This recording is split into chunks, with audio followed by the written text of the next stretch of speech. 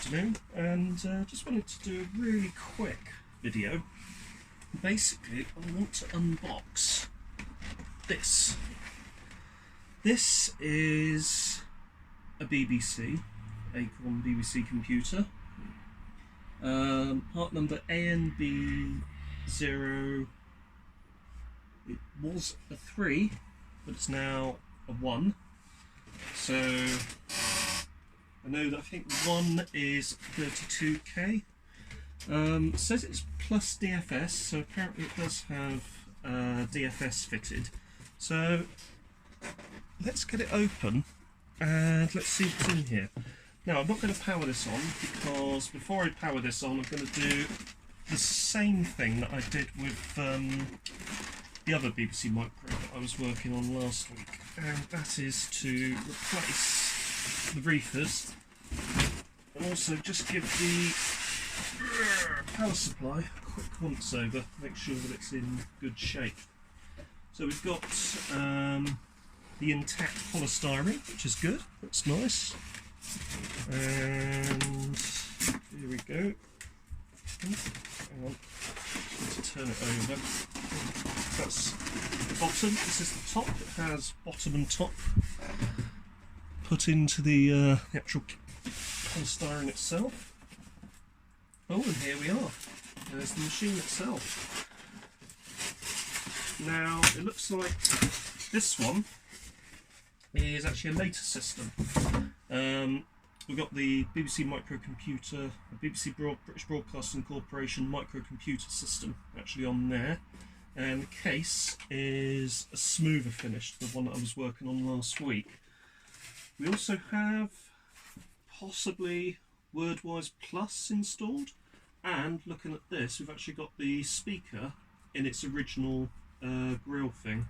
Looks like this piece of card has been put in to protect it from dust and other stuff getting in there, because it's obviously the thing has been punched out at some point. So let's see if there's anything else different about the machine. So yeah, nothing out of the ordinary. Ah yeah, here you go. This one's also a later one because you've got the little sort of bridging bit there, and also the case top has actually been changed slightly. So if you look in here, there is actually a barrier between this and the inside of the machine, whereas the previous machines, certainly the one that I've got, which I replaced the RIFAs on last week, it's really easy just to get your fingers in there and also just push things in there as well. This actually stops you being able to push in objects like pens, bits of paper, etc. So I don't know if I've got this from my soldering iron. I can't easily get it in there, so it would stop the opportunist from being able to do something with it. See if there's anything different underneath. Oh, all looks very standard. Model number ANB01, which I think is designates that it's a 32K machine with DFS. I think ANB3 was a 16K machine, so Model A. So let's uncouple that flex. Let's move that out of the way because it will go back into there a bit later. And let's get it on the table. So here it is.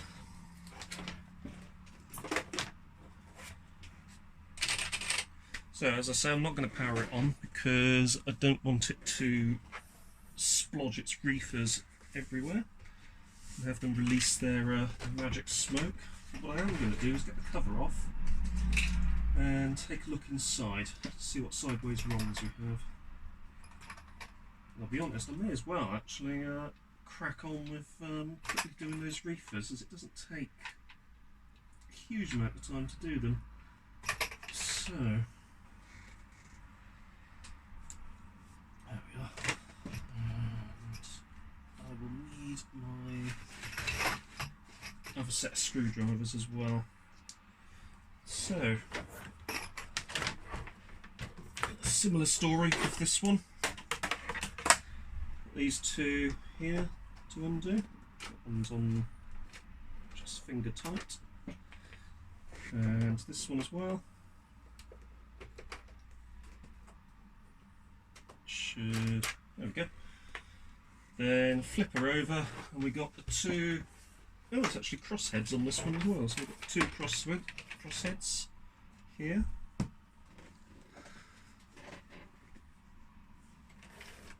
So we'll whip those out.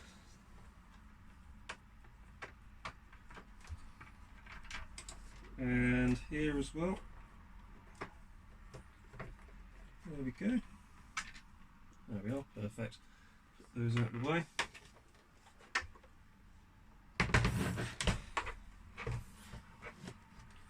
And off we come. Oh, interesting, there's something else in here. Oh, what on earth is that? So here's our board. It's an issue 7, so it's actually a much later board than the one I had open last week, which was an issue 4. But we also have this, which is by Watford Electronics. I think that is, yeah, WD1770. I think that is the DFS controller. I'll be honest with you, I've just never seen one that looks like that before. As you normally have these populated with the individual chips relevant for it. You've got a lot of space up here, which is for Ethernet. Sideways ROMs wise, we've got DDFS ROM for the BBC Micro, which is to do with that.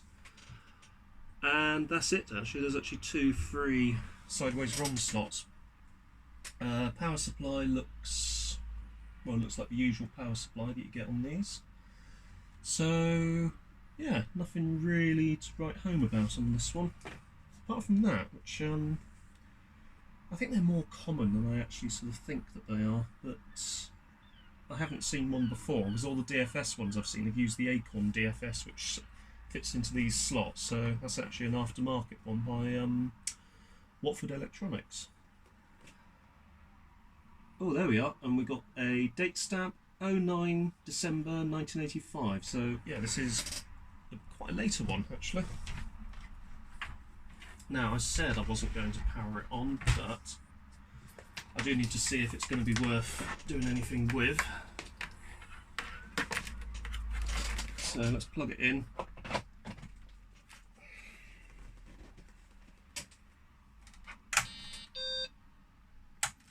Yes, that's worth doing something with. Very quickly turned on, it makes the standard beepy beep noise, which is good.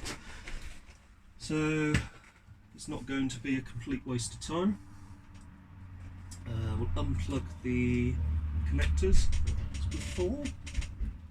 Actually, a quick double check. Yeah, you got 0 volts and positive mention as well. So just unplug these like so. And we've also got -5 volt line as well. So that's that out the way. Now, in the last video I did cut out quite a lot of me actually sort of removing things from the power supply. So this video I'm actually going to leave everything in, so you will see the whole process basically. So what we need to do is these 3 screws on the top here, so they need to come out. So we have 1, 2,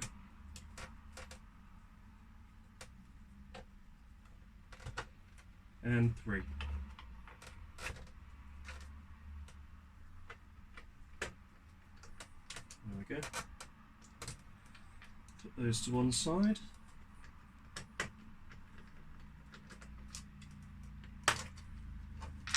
And that should mean the supply is ready to come out.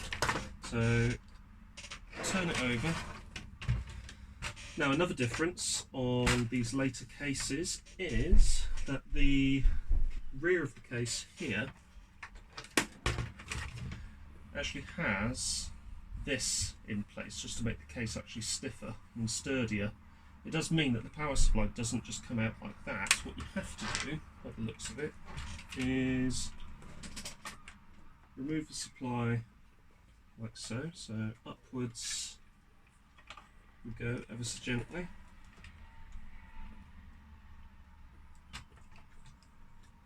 So I'm going to come up and out.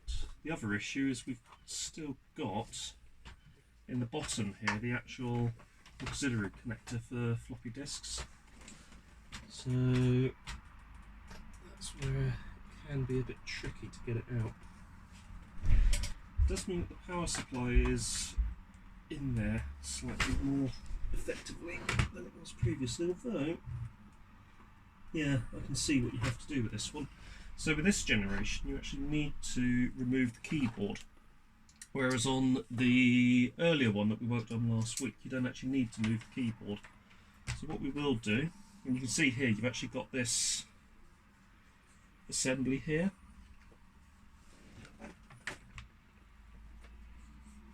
which encases the speaker, keeps the speaker out of the way, and also gives you access to that ROM socket. So the screws underneath here, so we have one,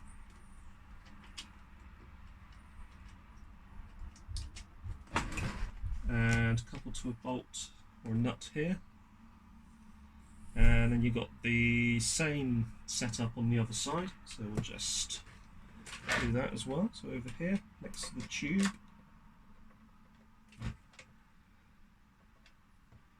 there we go,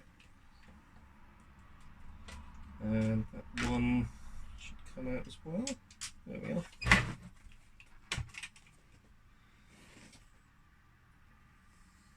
So we'll just keep those two together. There we are. And the keyboard will actually move back like that, and what that does is it exposes a little slot there for that external power connector to come out, which means that the power supply will lift up, out, and if I rest that there, I can actually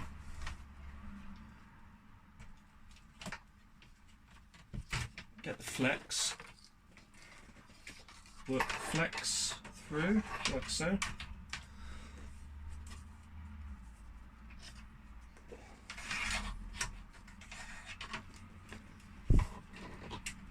And out like so. So that should, there you go, look at that, comes out like that, almost as if they designed it to do that.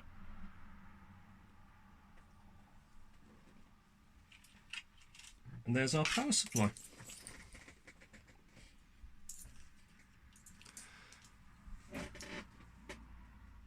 So what we need to do now is we can put this back into position here, so that will just slot in like so.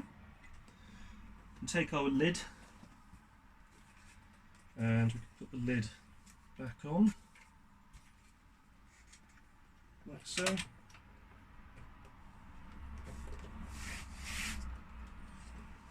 And we can move our bead out of the way, leaving things clear to work on the power supply. So, power supply, let's have a look and see what's in the supply this time round. So we are looking at a very similar setup to last time, actually. We have a couple of earth-in points. There's an earth point here and an earth point here. There is that little switch there for if you had the dual mode voltage.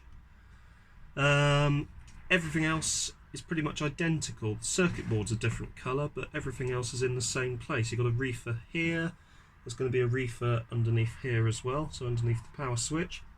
Little cable tie here holding the power switch in place. Little cable tie here holding the output lines to the case of the supply itself. And that's really it, actually. There's not really much difference. You've got 1, 2, 3, by the looks of it, holding the board into the base itself, which is, you can see here, these captive nuts which are actually pushed into the case here. So first thing that I did last time was to actually snip off those cable ties. So that's one, and down here 2. So there's a date on this supply, 84/12. That suggests to me this was made 12th month of 1984. Got a little serial number on it as well, which is nice.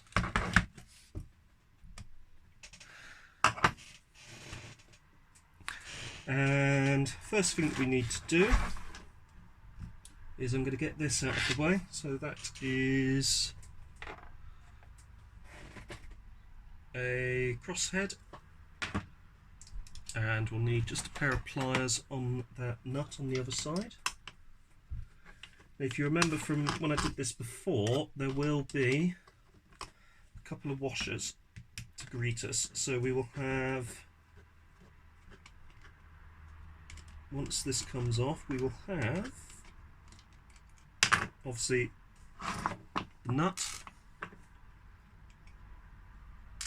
the, I guess you could call it the bolt, 2 little connectors, and tucked in there, now out of there, the lock-in washer. So the lock-in washer goes between the case and these two. So we'll just pop this out of the way, make sure that we keep that to one side. There we go.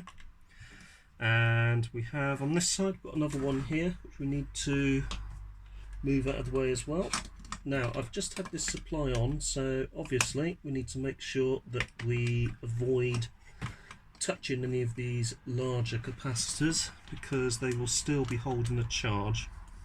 It is also advisable to discharge them. Describe the process of doing that last time. So light bulb and a couple of probes, and then discharge them so that they go through and meet resistance with the light bulb. You're not just bridging them together, you are putting them through something so they can discharge slowly without sparking or anything like that. So the last thing you want to do is to short them. And there we go. Those RIFAs don't look too bad actually. They're in similar sort of condition to the ones that I had in the one I was working on last time. Also, it's a good idea to do a bit of a visual inspection of the capacitors as well. Just check that they're not leaking. If any of these were leaking, I would be replacing them on site. However, the ones that I tend to focus on initially, if the other capacitors look okay, are these RIFAs, because they're the ones that are liable to go up in a puff of smoke. Not called smoke bombs for nothing. So now we've got our 3 screws with washers holding the board in place. So there's one, and it is making sure also that you keep the washer with it. So there's our little washer there. There we go. Keep the washer with it, that's important.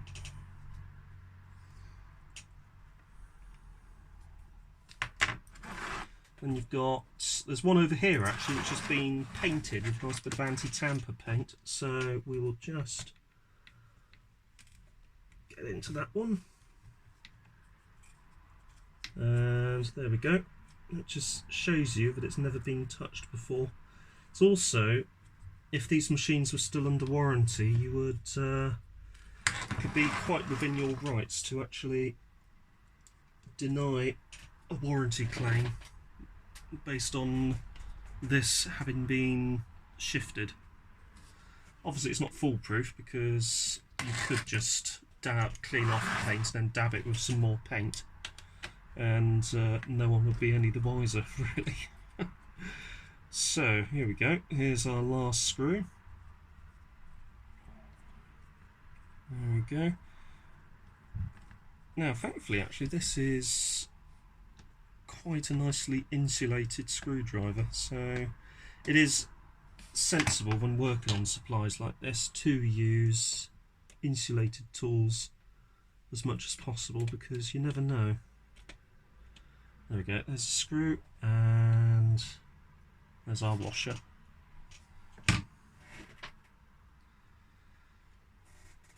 So that's all free, that's ready to go. What I did last time as well was I unhooked these two top connectors.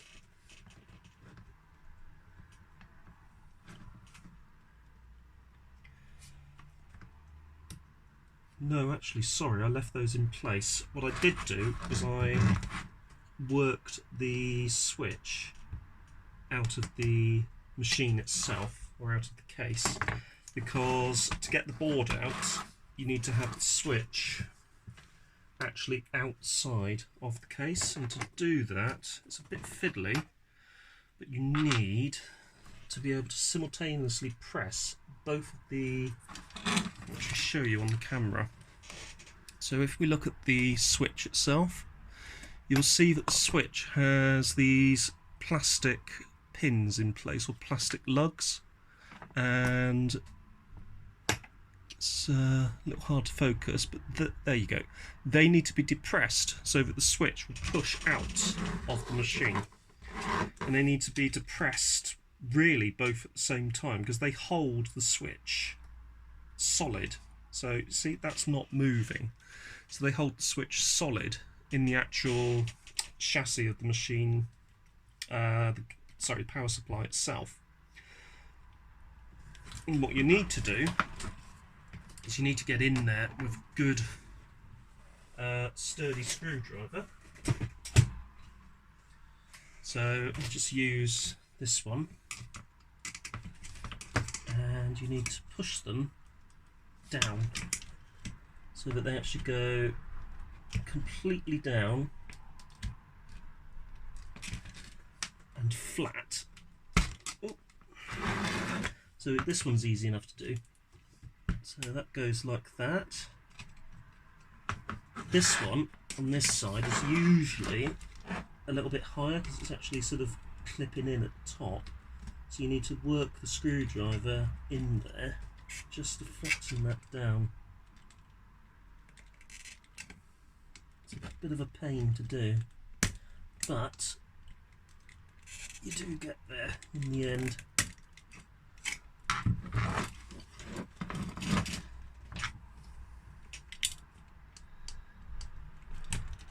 There we go, I think that's, yeah, that's sort of getting there, I think. That means that the switch itself will start to push outside of the actual supply. So we want to be able, see, starting to do it now, we want to be able to push the supply out of the actual case of the power supply itself. Otherwise we can't get the board out, and it is a bit of a pain to do it, and it's what I did last time, to be honest with you. So I'm actually wondering if there is an easier way to do it, and I'm beginning to wonder if I can just, because at the moment that wants to come out, but it is held in place with these connectors. So that's our positive connector, and over this side we have our negative connector, neutral, sorry. So I'm wondering if I can actually just remove these individual connectors and not have to push the whole switch out of the machine, which is what I did last time, or the chassis rather. So that's those two disconnected. That means that effectively this whole board is isolated from the switch, which means I should once I get this side out, I'll be able to push everything through. So this side as well is also a bit of a pain, but because it's on the external, it's actually easier to do. So I can just push that down and that down like so. Push those in. And also the same on the bottom as well. Push that in, push that in. And what should happen, after a little bit of fiddling, is it'll do that. So that'll start to come through. I can turn it upside down. I can do the same here.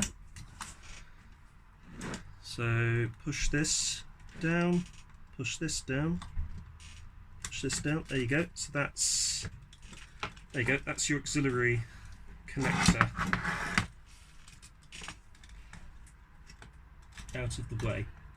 Bit of a tight fit, that one. Now the board itself should, now that I have removed that bottom piece, I'm hoping it should come out of the case itself, and I'm thinking that will probably, it should come out this way. It certainly did last time. So the last time I did this, it actually came out this way. So what I might need to do is these two connectors. So there's the positive. Sorry, that's live. There's our neutral. So move those out of the way, and the switch is still in the way because it is, there's a little transformer here which it does get in the way slightly. So I'm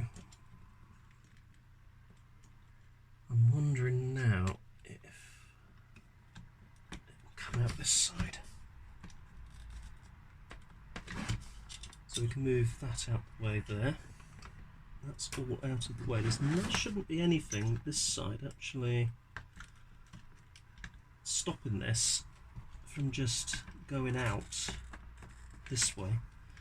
It's not really the way I want to do it, because it was a lot easier to get it out that way. But that does mean you have to get this switch out of the way as well. So the one thing to remember, off in this instance will be at the top. Mains in is at the top. Mains out is at the bottom. Live is nearest to you in this instance, or sort of nearest to the camera. Imagine north, south, east, west. Live is south, neutral, north. Yeah, so that is actually more difficult to get out that way. So I might need, after all, to try and move this switch out of the way. As I say, it really is a bit of a pain because of the way these clips seem to hold the switch really well in the case.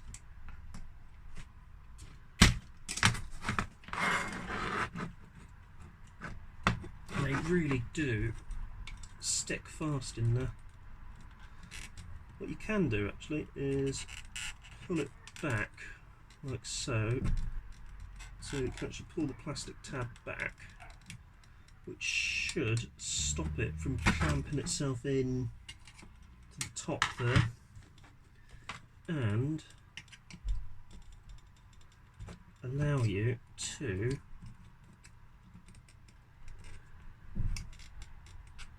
actually pull it back completely like that. What you can do is you can actually just put it back in again. So I've actually pulled this completely back like so, and what I should be able to do with this one is push it down, and what should happen is the switch will start to move out of the actual case of the supply. Now I can now manipulate this bottom one here to get the bottom of the switch out, so it should start to move like so.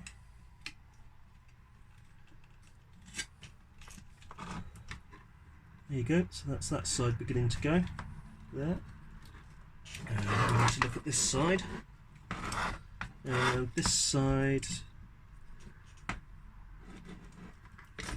yeah, might need to actually get to that side from here because it's not easy to get in. So there we go, push that one up a bit, that one there, do the same on that side.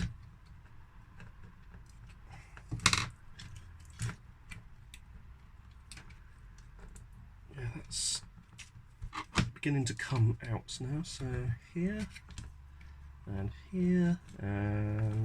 gently does it.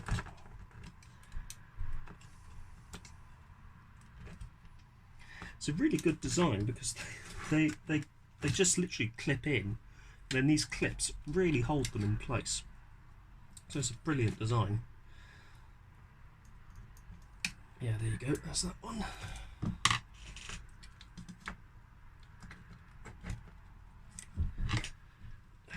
To be honest with you, these machines are a brilliant piece of design in general. They're very sturdy. The keyboards are really sturdy, and there's a very good video on the Centre of Computing History's channel with Tom Scott, I think his name is. Very good YouTube, a very interesting channel. I'll stick some links in. Hopefully I can do this on the picture. Links in below to both of those particular channels. Well worth looking at. But the interview with Tom Scott and the Centre of Computing History actually describes why the keyboards on the BBC Micros are so damn good. So there you go, out it comes. See? Easy as that. And what we can do now with this, if you see this one here, you can actually put that back into shape. So we can just twist that back into some kind of shape. There you go. Just liven those up a bit. And that will be ready to go back in a little bit later. So you need to remember that, yeah, bottom, yeah, sorry, top is in this because it'll be the other way round, but that's in the off position at the moment. That's our mains input, and here we have our supply itself. So we can remove these out of the way, and here are our two RIFA caps that we need to remove. So I said I wasn't going to pause the video, but I do need to warm up my soldering iron. So I'm going to pause the video, get the soldering iron out, get it warmed up, and then we're going to get those RIFAs out of the way. So I just thought, actually, whilst we're waiting for this to warm up, I can actually test some of these larger capacitors, see how they are. So I've got my ESR tester, which is this one. It's actually quite good, actually. I was initially a bit sceptical about it, but it takes a 9-volt battery, it costs about 40 quid, and it's actually surprisingly good. So let's start with these two larger ones. These are 250 volts, 100 microfarad capacitors. So they're real big smoothing caps by the looks of it. And they are here, and sorry, here and here, these two.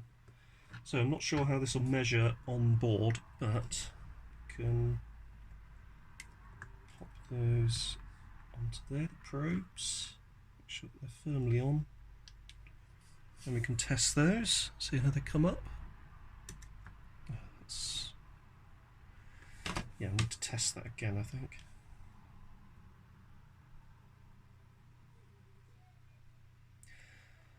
.10.9 microfarad, ESR 66, sorry, 0.66 ohms. Let's check if that's okay. So 110 is a bit high. 0.66 ohms. Let's do a quick search online. Deal ESR.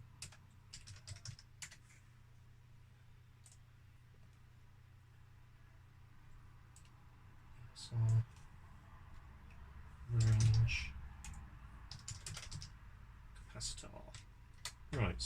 ideal ESR range should be between 0.01 and 0.1 ohms. So this one was between, let's do it again,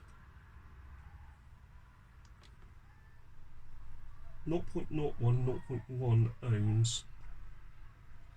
That's 0.66 ohms, 0.01 and 0.1. So that might need replacing at some point. Let's have a look.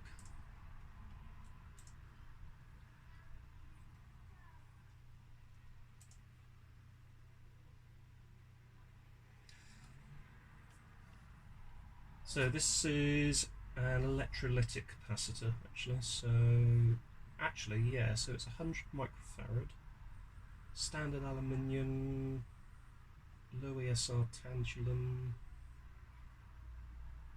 Actually, it says 2 to 7 ohms, so that's an electrolytic capacitor.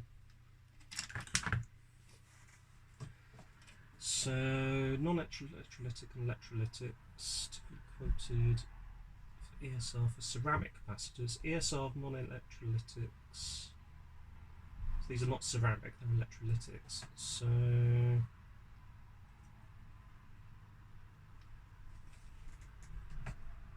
let's have a look.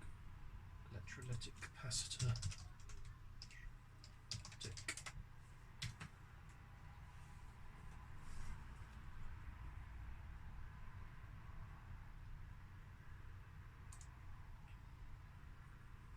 Right, let's see what the...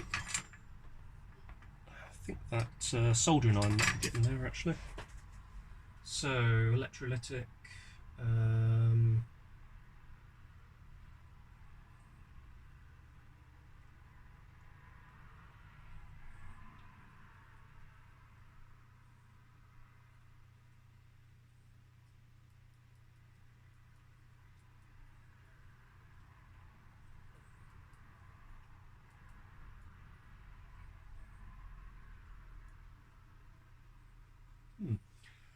might be okay actually.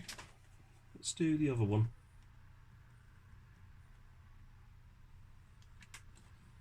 So the other one,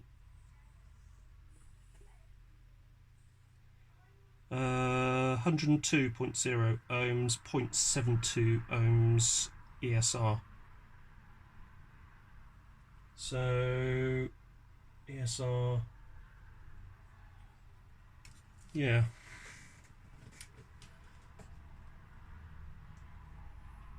Trying to get an actual definite figure. So ESR of 1, so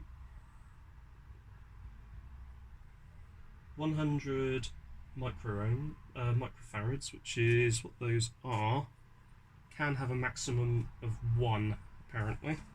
We've got 0.66 and 0.72 on those two, so we might be okay. This smaller one, actually let's do this one. This is a 16 volt 2200 microfarad. Let's check that one out. So that's a 16 volt 2200. So there we go.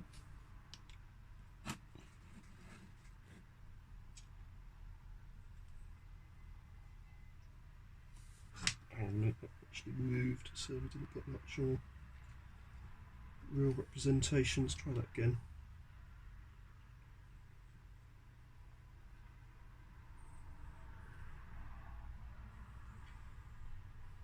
Yeah, 1.2 ohms. That one, 3,885 microfarads. I probably need to take that one out and measure it properly. It's a bit suspect, that one. Although it looks okay. There's no sort of visible leakage or anything on it.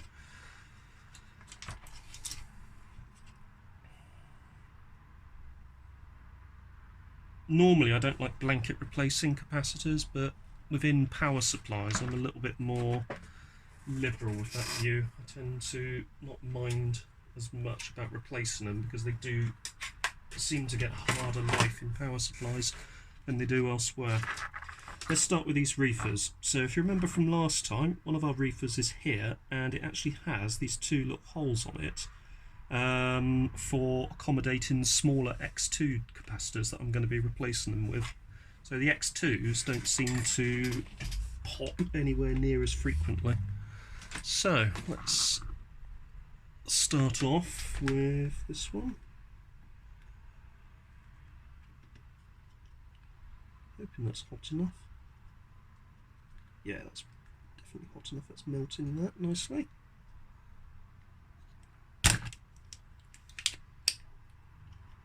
Let's melt this one out of the way as well, so we can pop the new one through. There we go. And that one's already holed, which is useful. Yeah, it's definitely there. So we can do this one now.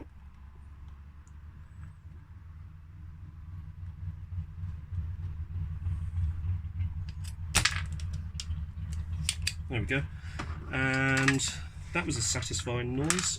Look at that. That has actually come out without me even having to do anything with it. But look at that. That's already cracked. That is just ready to let out its magic smoke. So let's do the next one. So the next one is this one here. Double check. Yep. So next one out now. Actually, this board is easier than the last one to actually see where the pins are, because it's slightly more see-through than the other one. It is easier to work out where the actual component pins are soldered. So we've got this one here. Oops. There we go. Warm that through. Get that into place, and I'm going to do that again. I think. Don't think that quite got it. There we are. So there. There we go. And same with this one.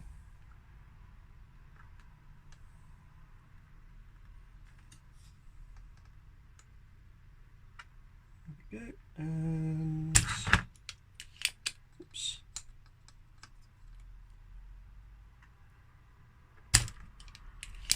There we are. Whoops. Oh, what's happened there? Oh, that's strange. Right, that's better.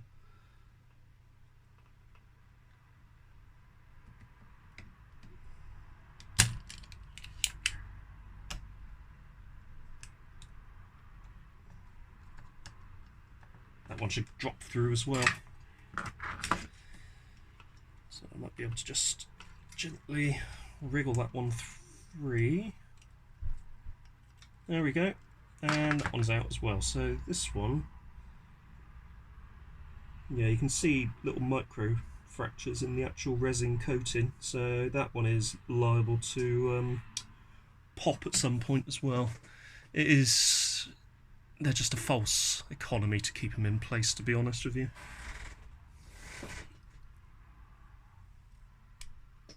Certainly one of the best things you can do when you first get one of these machines is to replace both of these capacitors. So those are pre-popped, which is good. Far easier to replace them before they do pop, to be honest with you. So replacing like for like, we've got a 0. We got the larger one is 0.1. Yeah, 0.1 microfarads, so we'll replace like for like.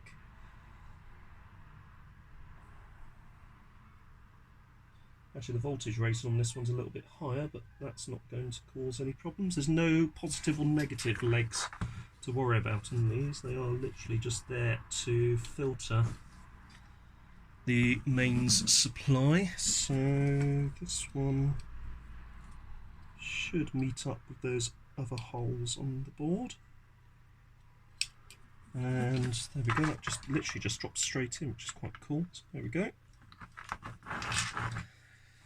And we'll get some of our solder. I can find the, there it is, find the end of the solder. Good.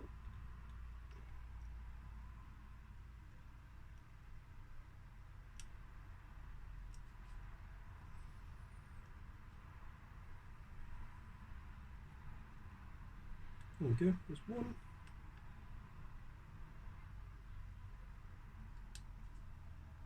There's the other. Maybe I'll fill in a little hole as well. There we go, and that one's already done. There we are.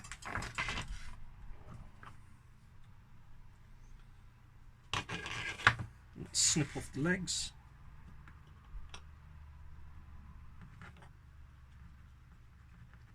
There's one.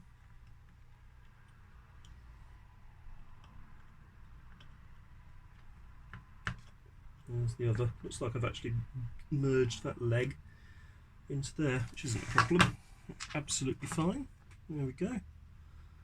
All in place, no spreading to the other board. And now we need one of our smaller ones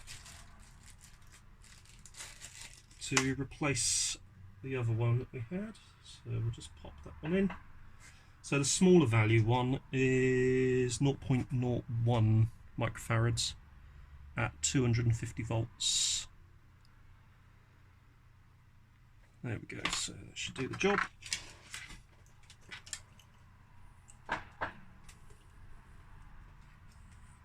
we go, that's going in. That's a cat. Don't touch the soldering iron, you'll hurt yourself.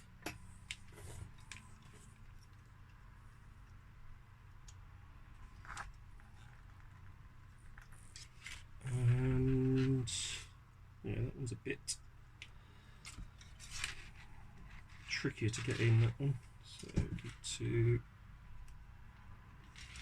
yeah, so it gets caught on the fuse. So there we go. Get that down as much as possible. So it is as flush as possible against the board itself, which that now is. Right. So same story with this one.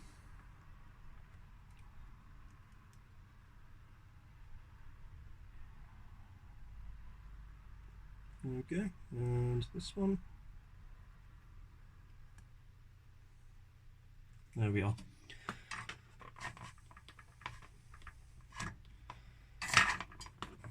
So now we can do this. Okay. And this. And there we are.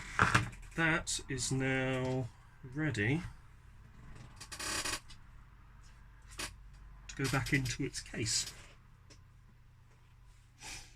So that's the RIFA's replaced. So if anything, this will be nice and safe and it won't pop and do anything else slightly annoying that they can do.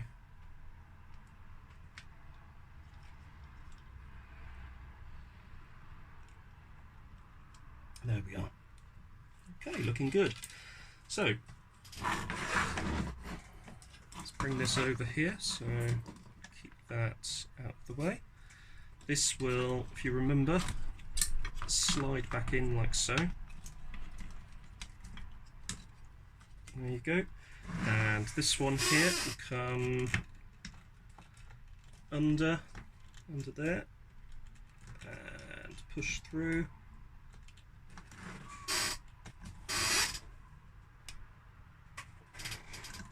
And gently push it through, and it should click back into place like so. So do this, oops, do that. There you go. That's one in, that's that one back in place. What we need to do now is just push this there. And the first thing I like to do is to just put these little screws back in place, the actual screws that hold the board in. So stop the board from moving around. So there's 3 of them. Don't forget the washers. So don't do them up fully tight until you've got the whole board back in play. This one here, because it's a bit more difficult to get into, what I like to do is just hold it and lose the washer. There we are. soft loss, so to speak. So hold it in here, pop this more upright, and feed it in sort of horizontally like so. Then just gently turn it with the pliers, and that locks it into place there. So that's now ready to screw in, and it also means that you don't lose the washer. So we can get our screwdriver and screw that down. Again, don't go fully tight just yet because you do want a bit of movement, but because these are well designed, they actually do tend to meet up with their relevant holes without the need to shift the board around at all, which is quite good actually. Then we've got this one. So this is our final one, and for this we just go in like so. Oops, gently does it, gently, gently, gently, and that's ready to go in. So we'll go down with this one, and what we'll do now is we'll go fully tight, so it doesn't need to be more than hand tight, to be honest with you. And there we go, and that is back in place. So earthing straps, don't forget your earthing straps. So what I do with these is take off the nut, take off the washer, poke the screw through, put the washer in place. You might need to move the spade connector out of the way. There we go, move that out of the way. Put the washer on, pop on spade connector, pop the nut in, and just gently tease the nut into place. So you might need to put your finger on it and then just twist the screw on the other side until the nut bites. Once the nut is bitten, you can continue screwing. Get the pliers, pop the pliers onto the nut itself, like so. Get your screwdriver,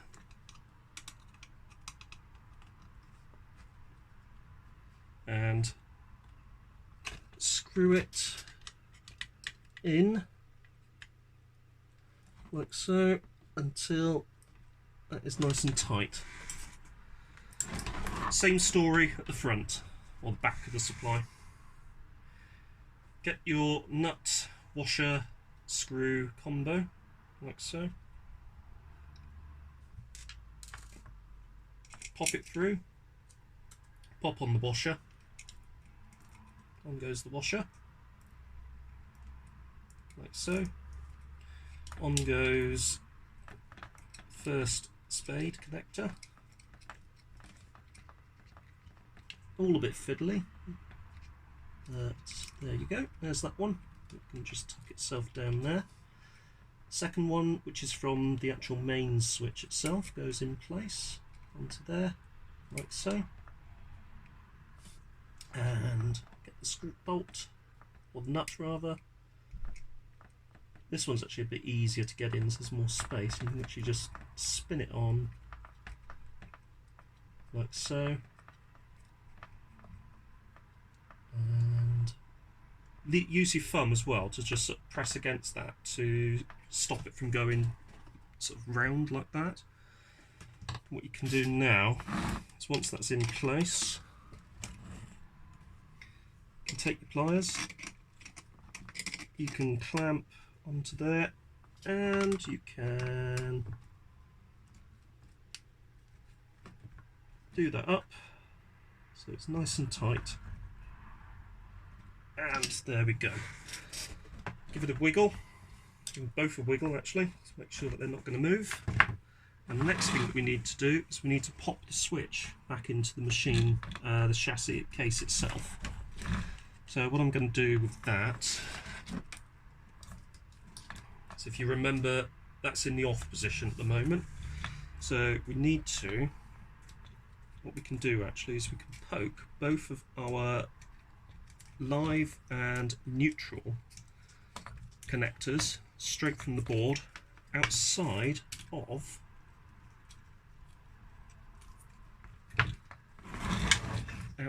here. If you see there, so we've both got those outside. Pull them out, make sure that they're not looping over each other.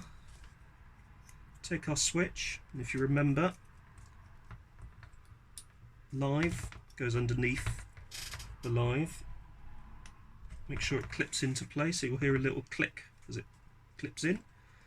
So we'll do it with this one if you listen carefully. And that one didn't do it, but that is firmly home. There we go. Make sure all the other ones are pushed in, and then feed the cables gently back through, like so. Feed them all through, and what you should hopefully find is that will just pop nicely into place, and you can just keep those tucked out of the way,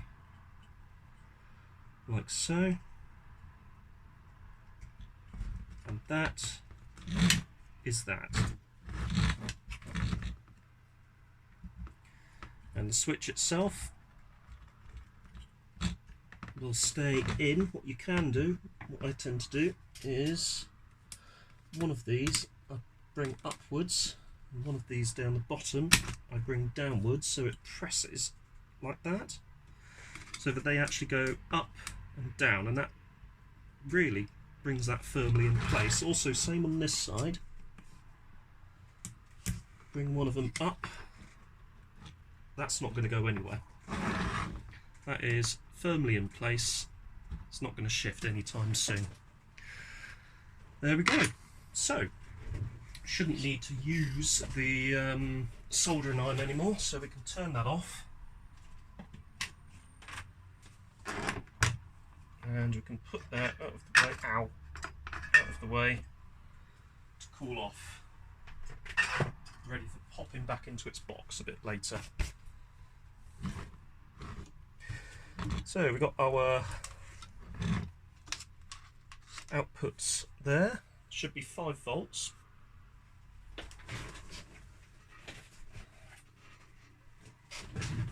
Now, I did this last time and it's really fiddly. But I like to plug the supply in.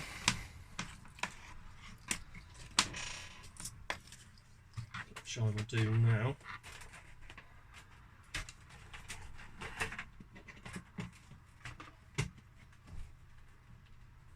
And with no load on it, let's turn it on.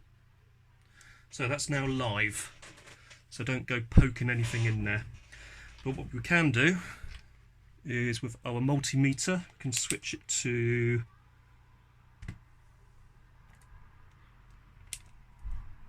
direct current, and we can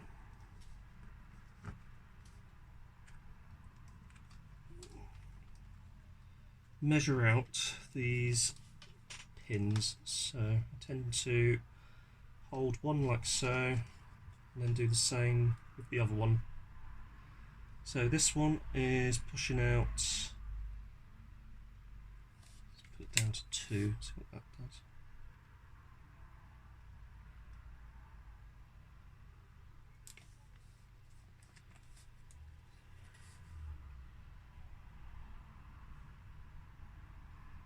Yep, 5.12, which is pretty much identical to what the other one was putting out actually.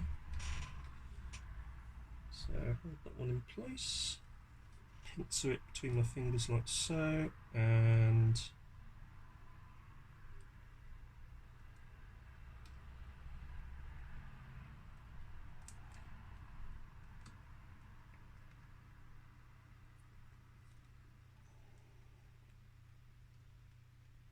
.11, pretty much the same. So same story over here. So that one and this one.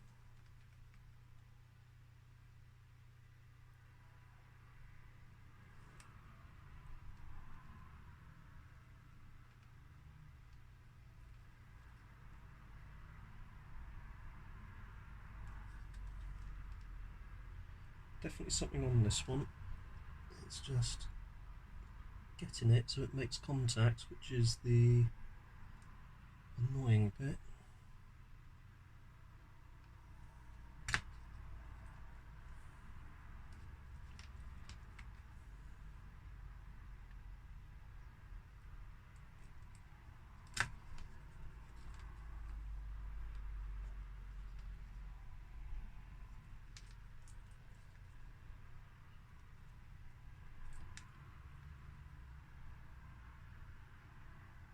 There you go. And might be able to measure this one as well.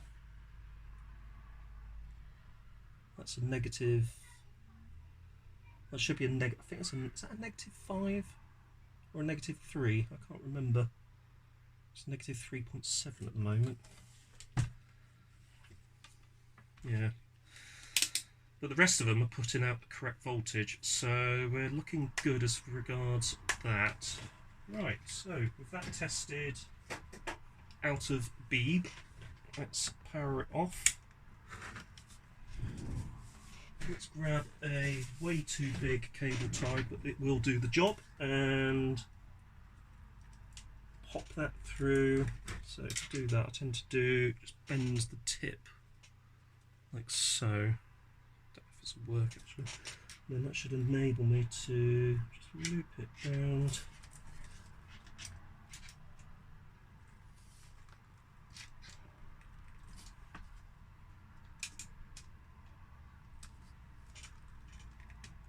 Probably easier to use a smaller one, but we don't have a smaller one to hand, so I have to use this big fat thing.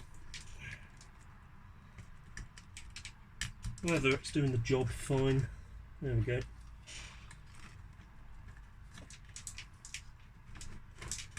There we go. And that can come round here. That can come round. I'll go through a bit more actually. There we go. Can go around here. Go onto there, and this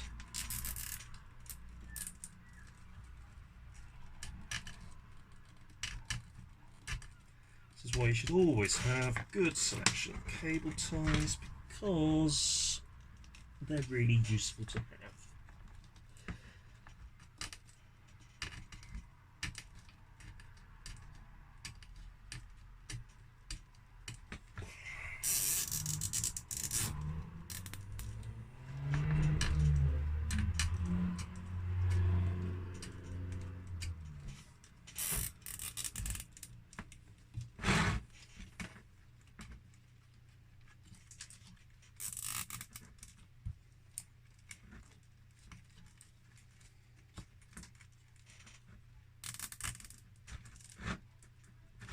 There we go, nicely in place. There we go,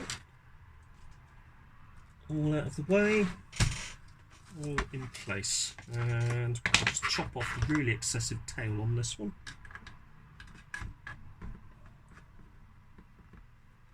That should be coming off.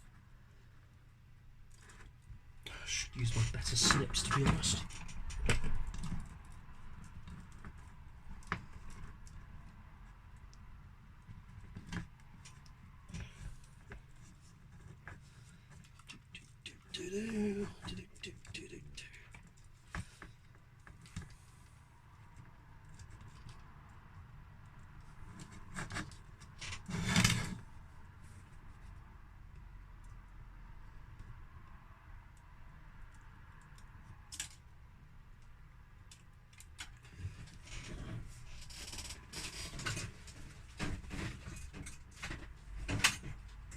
Right, have I got my superior snips? Like they were made for the job.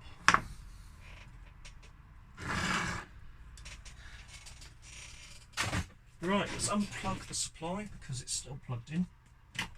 It is off, but still plugged in, and we're going to change camera angles. So there we are, we're in our different position and we are ready to put the supply back into the Beeb. So there we go, here's our supply. That's all ready to go. Just grab the super long flex, which is typically BBC microcomputer long. You can also see where it's kind of acquired some goo and other bits whilst it's been in that box for so many years. There we go. Let's clear the workspace a little bit.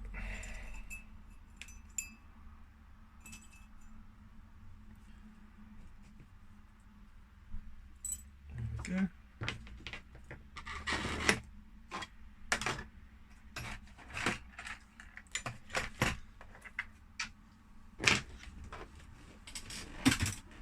There we go, ready to go. So, okay, let's bring out the Beeb. There we go.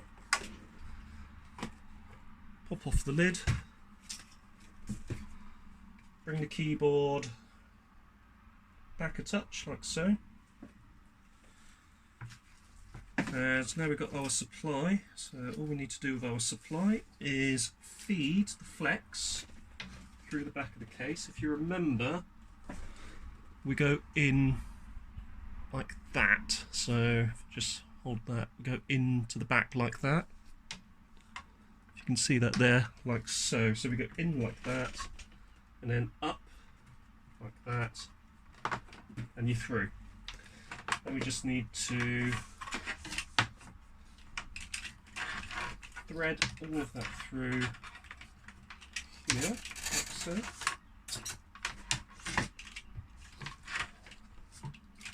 seem to be several miles of it, to be honest. Make sure that the supply is rotated, like so.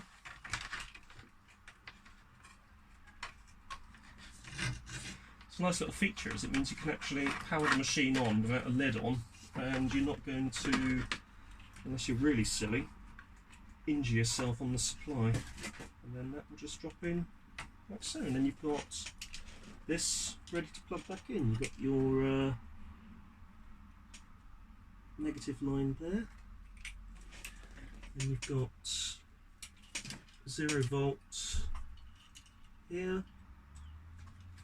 +5 here.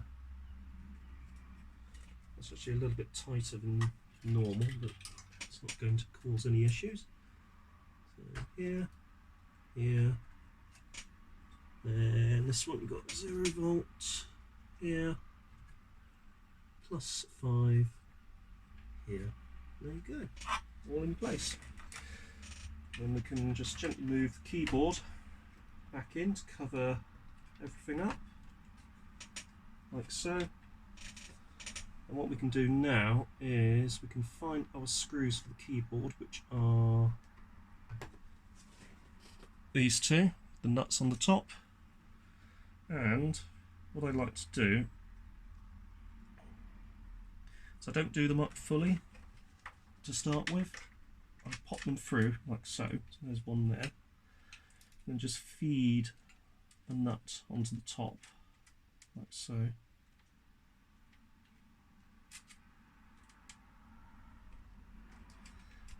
Twist, whoops, yeah, so twist the screw itself. So just do it with your fingers, finger tight, and that locks it into place, so it's not going to go anywhere. Do the same on the other side.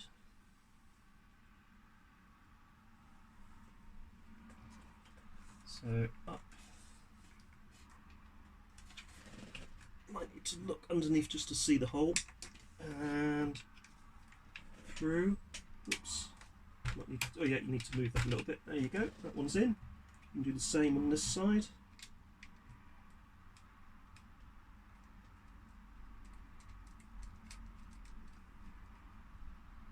And there you go. Then hold the power supply in place, turn the machine upside down, and then feed in 3 screws, hold the supply into the machine itself. There we go.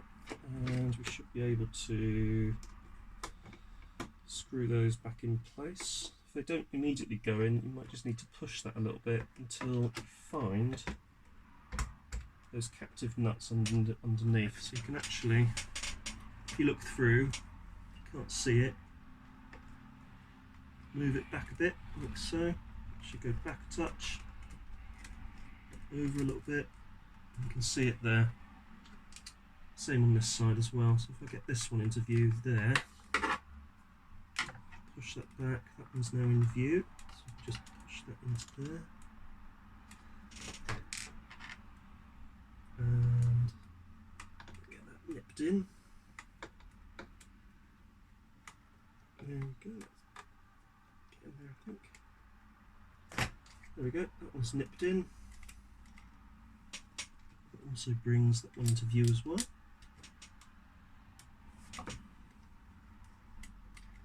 And this one should be in view. That's that one, and that one. And there we go. Now what we can do is we can get our flat blade onto here. And we can do up the keyboard. So that's one. Doesn't need to be super tight because you don't want to crack the circuit board. You just need to put your finger usually onto the nut itself to stop it spinning around. But to be honest with you, once you've got it,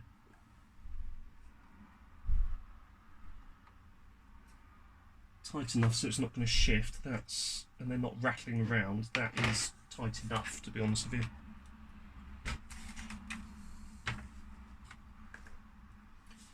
There we go, so the keyboard isn't going to go anywhere easily.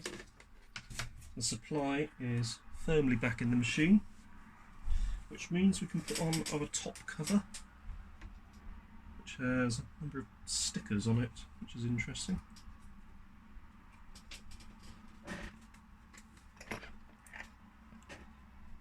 It's rather cool. Quality inspection stickers. And that literally just pops on like so.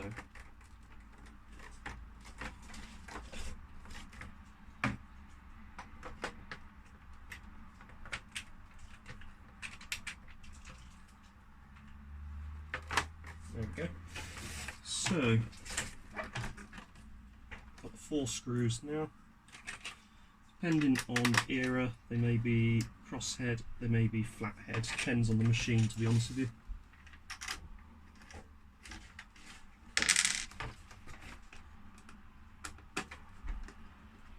So these don't need to be in super tight, just so long as they're just over hand tight. There we go, there's those 2. And flip the machine over, you've got the other 2 underneath here. So there's one.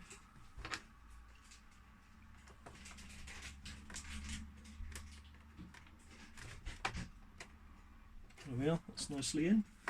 And then we've got this one. So clamp that together and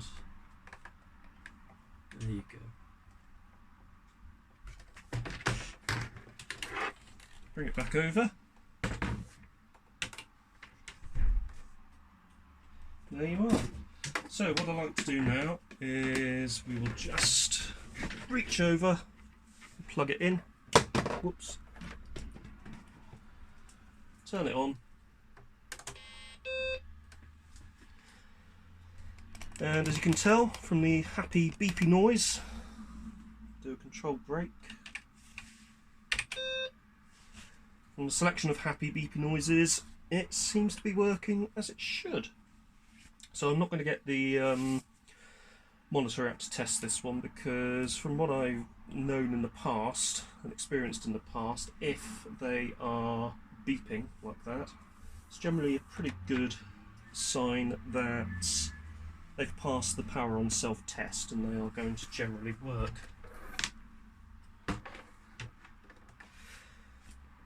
So I will test it off camera with the monitor, but we actually tested the other one last time without the with the monitor as well. So if you want to see that, I'll put a link in for that video as well.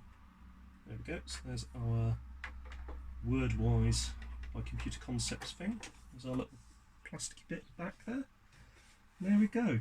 From a design perspective, they are lovely machines. They're just relatively compact. Really nice keyboard. And they're just a design that has really stood the test of time. They do look, you know, they do look quite old-fashioned these days, but the actual sort of design itself, it's a design classic, really. Just the way it looks, and also the sturdiness of these things as well. Anyway, that's it for today's video. If you have found this video interesting, don't forget to hit the like button, don't forget to subscribe, hit the notification bell to be warned of when an upcoming video is coming, and I will see you next time. Again, thanks for watching.